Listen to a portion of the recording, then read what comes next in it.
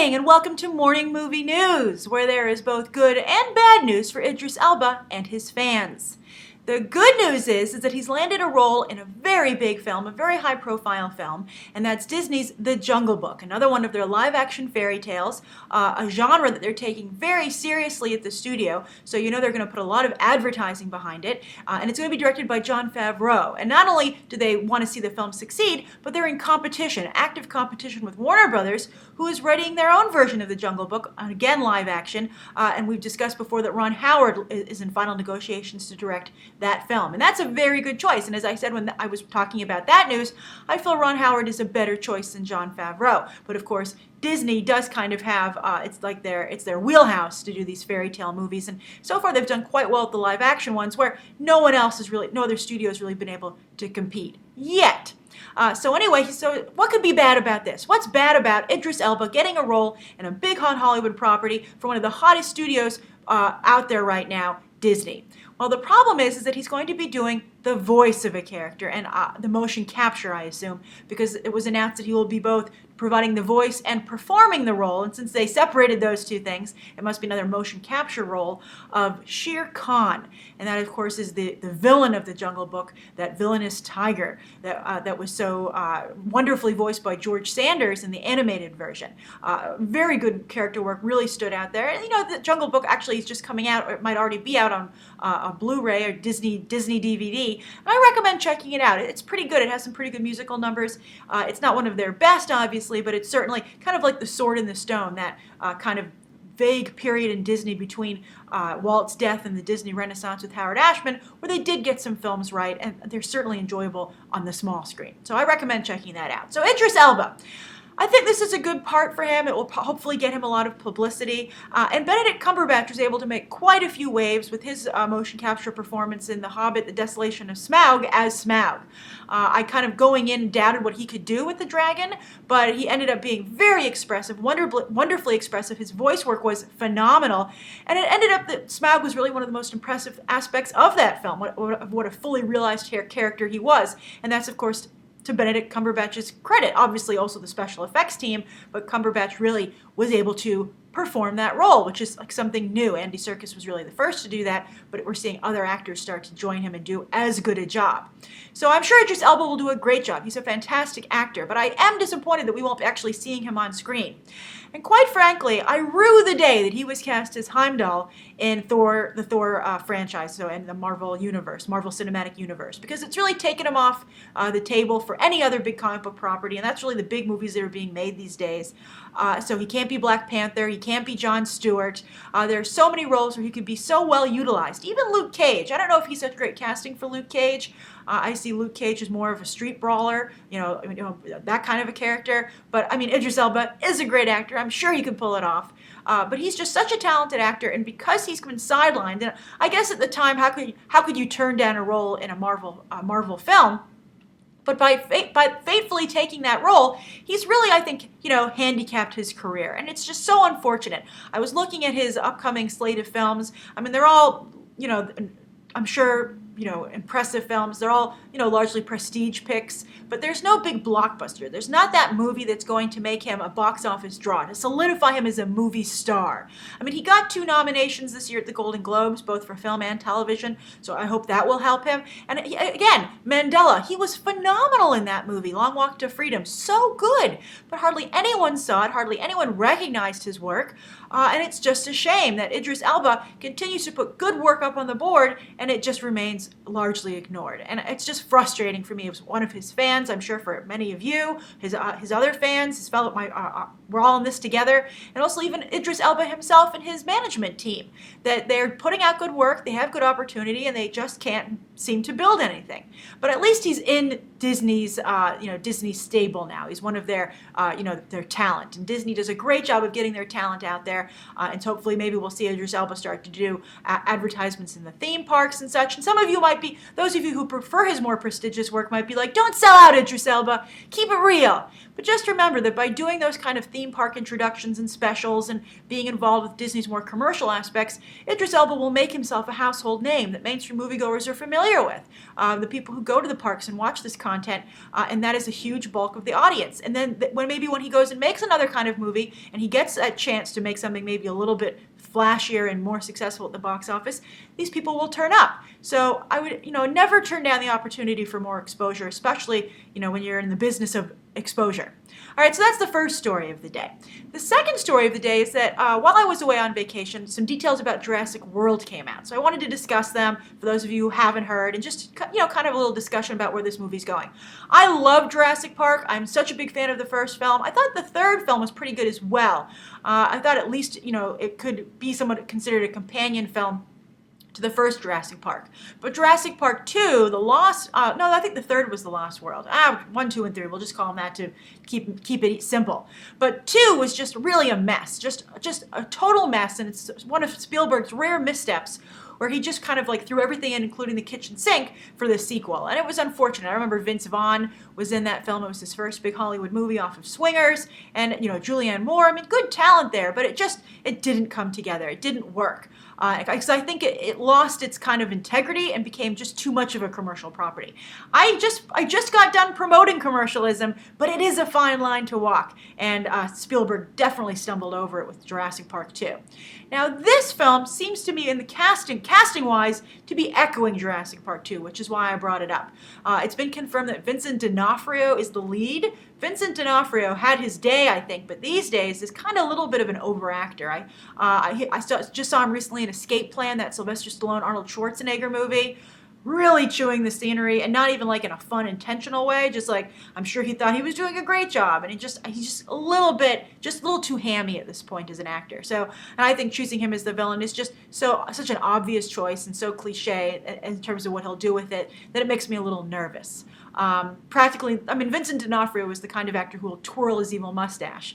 That kind of an actor. So that's not so great. Chris Pratt, though, is the star. It looks like that's been confirmed. I'm very excited about that. I am really excited for Chris Pratt's career. I loved him in the Lego Movie. I think it looks like he's doing a really good job in Guardians of the Galaxy. And I think with the way they seem to be going with Jurassic World, which is where it's going to be a family adventure film, almost like maybe Jumanji to some degree, but basically Jurassic World, like Walt Disney World, it seems to be that this movie will focus on Jurassic Park having finally opened. It's a theme park, but then something goes horribly wrong with guests in the park. And I'm assuming maybe Chris Pratt will either work at Jurassic Park or be a family member, a dad. I think he'd make a great young dad at a theme park. I think he'd be really good at that. There are child actors who have been cast. Bryce Dallas Howard is going to be has been cast in some role. We don't know specifically what it is. But also, interestingly, the movie is going for an international feel. Now, I think that's very smart if these actors have genuine roles. If they're just there as tokens, and I felt there were a lot of tokens in Jurassic Park 2. That was part of the problem. Characters were just tacked on to add demographics. But I feel like Omar Sy from France's The Untouchables, and he's also coming up in X-Men Days of Future Past as Bishop, he's in Jurassic World. And also Irrfan Khan from Life of Pi, the older version of the main character. And also he's just recently, you've seen him perhaps in The Lunchbox, the film from India, which was very well received in India and just opened here. And it did pretty well, actually, its opening weekend. So he's going to be in the movie. I'm not familiar with Omar Sy's work. I'm a big Irrfan Khan fan. I think he's a great actor. So I like some of the talent. Some of the talent I like Chris Pratt, I like Irrfan Khan. Omar Sy is an unknown variable to me, but I don't like Vincent D'Onofrio and Bryce Dallas Howard. So I'm really split on the casting. But there are some other interesting elements here. For instance, the casting calls have gone out for a graying Japanese badass. Their words, not mine. That could be kind of cool. But then also a hotel concierge they want to cast. And I think that really sounds like they're going to play up this resort angle. And as someone who is a big theme park and Walt Disney World fan, I've been there so many times. I just love it. It's like my favorite vacation destination. I'm someone at this point, because I've gone so many times, I don't just like the rides. I kind of like the theme park resort culture. I like people watching, seeing how they interact with the park and the different rides and the different technology they keep introducing. For instance, they just have these cool magic bands there now where everything's linked to this bracelet that they give you, like this band that you can scan and it lights up a cool color when you go on a ride. I'm on a massive tangent right now, but it is really massively cool. I just kind of had to bring it up. But so I love the way theme parks, that technology, the business angle of it, the entertainment aspects. So to see that applied to like the Jurassic Park franchise would be very interesting, at least to me. And I think a lot of people would relate to it. Everyone's gone to some theme park, and I imagine most people have gone to some kind of theme park resort at some point in their life, and I think they would really be able to get into the film. It's kind of like how Nonstop recently, the Liam Neeson movie, did a great job recreating the experience of taking a flight and adding a thrilling aspect to that. So to take something that people are very familiar with and add this fun heightened twist to it, I think could be a real winner. So I'm still holding my breath with Jurassic World, but I'm definitely interested. So I'm curious how you guys feel. So that's the second story of the day. Speaking of popular franchises, it looks like they're bringing Zorro back. They're going to do a reboot. It's for Sony, just like the first two films with, the most recent films with Benicio del Toro. I thought they were fun. I actually liked the second Zorro better than the first one. And of course, I'm a big fan of the Disney television series. It was one of my mother's favorite shows growing up. She loved, I can't believe, Della Vega. She just loved that character so much. She loved the actor. She thought he was quite attractive. She wanted to go visit his hacienda. She was too little to really be too attracted to him, but she just knew she wanted to visit Zorro's house. So we're just talking about a really intense connection there with a character and a property. So my mother has purchased, and I've purchased for her as a gift, the Zorro, collections of, the Disney collective DVDs, DVD collections. Sorry, I'm a little tired this morning. DVD collections. I thought, and they're quite good. It's a very good show. It's a lot of fun. And of course, Zorro was a very popular character, back in the day in, 1930s film. That's what Batman is based on. And speaking of Batman, that's the direction they want to go in with this reboot. They want to kind of have, they're saying, less swashbuckler, more vigilante. And they're saying they want to go for the dark, gritty realism of The Dark Knight. Everybody wants to go for that these days because it was so successful at the box office. But I'm not quite sure if that's the right direction for Zorro. I think a big part of Zorro is that playboy lifestyle, and being a swashbuckler, I think, is what distinguishes it from the Batman mythos. Otherwise, you just have a Latino Batman. By the way, though, that could be quite successful at the box office if you can create a comparable character, even though Zorro did come first, but if you can create a Latino version of that, I think that there is a fan base that could really turn up. I remember when I was doing audience reviews back for The Wolfman with Benicio del Toro, a number of people commented coming out of the theater that they had come to support it because The Wolfman was Latino, and that really meant a lot to them. So if you could get a really cool Latino vigilante character in Zorro, I think it could click if done right. And, warranted it's not offensive and just totally Hollywood pandering to the Latino audience without knowing what they're doing. So I hope they can find a strong Latino talent. I just recently talked about Antonio Banderas joining the Expendables 3, and I mentioned that, Steven Spielberg had wanted the duo of Robert Rodriguez and Antonio Banderas from Desperado for the first Zorro movie that he made. And unfortunately, Robert Rodriguez, they didn't come to terms. They had some problems. So it ended up being Martin Campbell of the James Bond franchise. And that totally makes sense when you see how the movie turned out. But someone like Robert Rodriguez, it is kind of tantalizing to think of what that Robert Rodriguez Zorro would have been. Back then, I think today we all kind of know what it would be. It would be kind of like a little classier version of Machete and Machete Kills. And I don't think that's really the kind of mainstream picture that Sony wants. But anyway, I see potential here, but I also see it being a total train wreck. But I'm curious to how you guys feel, particularly any Latino viewers. Do you want a Latino vigilante? Do you think that's a good idea? Or do you feel, I just want to enjoy the same vigilantes everybody does? Or maybe everybody could enjoy this Latino vigilante. I think Zorro is a very, a great brand that's recognizable to everyone, to multiple demographics. I would certainly turn up no matter what. And I do enjoy, Spanish and South American settings. I think they're great, and I know my mom would certainly be game, and I think that this could really be cool if done correctly. But again, we're talking about another thin line to walk. All right, so those are the three stories of the day. The viewer question comes from ha ha ha ja ja ja ja. That's the username. And it says, "Hi Grace, smiley face. Question. You've talked about playing the sexual part of female characters on comic book movies and that you don't like when that happens. Basically the sexualization of the female superhero.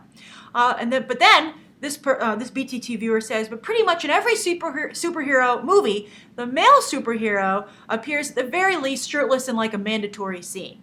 What are your comments about that? because I think it's kind of a double standard. Hoping to hear your comments on that. Well, I picked this question not only because this is a very shirtless weekend with 300 Rise of an Empire, but also because a few people have said, hey Grace, you have a double standard. The guys are just as sexualized as the women in these superhero movies. But I actually would disagree. Now, of course, they're all wearing skin-tight outfits. And there is that, obligatory scene at this point where the male superhero takes off his shirt. Robert Downey Jr., I don't believe he's done it, or I guess we were all distracted by, the big plate in his chest. But, Thor has done it. That was that very comical scene. It was kind of played for laughs in Captain America, the first Avenger, when, he came out from the super soldier serum and, she couldn't help but touch his chest. That was done both to be funny and, of course, he looked awesome. But anyway, it's not a double standard because the reasoning is that scene, yes, it exists. But when it's done, it's done. Everyone leaves it behind, and the male superhero just goes back to being a superhero. He doesn't remain sexualized. Whereas I feel often female superheroes are sexualized throughout the movie. Now that's changing, of course. I'm a big fan of Scarlett Johansson's work as the Black Widow. I think Emily Blunt looks very good in the upcoming Edge of Tomorrow. It used to be AKA All You Need Is Kill, but she looks like she's doing a really great job. Of course, there's Sarah Connor, Ripley. There have, to some degree, even Alice in the Resident Evil franchises. I mean, she has her sexualized scenes, but then she kind of just moves on and moves away from that, and it doesn't continue. And I think that's great. I have no problem with sexualizing a character at certain points within the film. I mean, movies a lot of times are sold based on sex appeal, and everybody enjoys some good eye candy. But my problem is that the female character never escapes that. And for instance, also the posters. I mean, Nightwing, I've discussed this before, I think also on Think About the Ink. Nightwing is one of the few characters who's very sexualized. I remember the episode now. I'll put a link to it for Beyond the Trailer. I talked about Nightwing and his potential inclusion in the DC cinematic universe and how his fan base was a little different than the other male superheroes. But anyway, he's one of the few male superheroes who you'll see doing that classic, butt and chest shot where the body is twisted to the way where you can see, I guess, all the good parts, according to guys, the chest and the butt. And Nightwing is one of the few male characters that's also drawn in the same way, very, leading with his butt when he goes into battle. And so I don't like seeing that with female characters because it's just not realistic. Nobody leads with their butt when they go into battle, unless there's a camera rolling, and that's the whole reason they're doing it. So that's one problem I have. I also have a problem when female superheroes are just really there to be eye candy, when they don't contribute to the fight in a meaningful way as a superhero. I don't like it when they just kind of stand on the sidelines, and that's another problem I have. I don't like that sexualization, and that's another way that it's done. So while Hollywood is making strides, I still feel there are still some pitfalls in this. And so that's really to answer your question, ha ha ha, ja ja ja, or ha ha ah ja ja ja. Sometimes it would be great if sometimes please remember to sign your name, although I am having fun, and I'm sure some people are having fun listening to me say your username. So I don't think it's a double standard at all. And I think that maybe guys are becoming more sensitive to it as guys become more sexualized in movies, thanks to also Abercrombie and Fitch ads. It is happening. I think the playing field is being leveled out. But until you have a male superhero who walks around with his shirt off all the time or unzipped, that's another big problem, that female characters always seem to forget to zip up their uniforms all the way. Until a male superhero walks around with his shirt largely undone or totally missing, and is just completely, eye candy all the time. I mean, basically, if you took a character from 300, one of those guys, and stuck him in the Avengers or the Justice League, then I think we'd be even. And that's also, by the way, I saw my note here, I wanted to mention it. That's also why I'm so much for Wonder Woman wearing pants. I don't have a problem with it being skin tight pants, a skin tight outfit. I just feel that none of the other Justice League members walk around without pants on. Superman doesn't need pants when you come to think of it. None of them need pants. I mean, this isn't really a pants mandatory gig. So if Wonder Woman can walk, there's a great comic actually that someone wrote. I'll try and find it and put a link to it in the video description if I can. Someone did a great comic. It was like an appreciation day about female characters or something like that. And they drew all the Justice Leaguers without pants on. And Wonder Woman saying, if I don't get to wear pants, nobody does. And so like that situation, a female character having to run around the whole movie with no pants on. If there's one scene where she doesn't have any pants on, I guess who am I to complain, because it's the same as the guys. So that's my answer to your question, and I'm curious how other people feel. Do you understand what I'm saying, or are you guys just not willing to let this one go? And women, do you agree as well, or are you fine with the sexualization of female superheroes? Some people say it's very empowering. I don't get it. I don't want to. That's a whole other discussion which I've had before here many times. So I let you guys continue the discussion in the comments. So that's today's morning movie news. Thank you for watching. Thank you for tuning in. Write down below what you think of today's 3 top stories, the viewer question, and anything you'd like to see covered on Monday, and any questions you might have. Thanks for watching. Bye.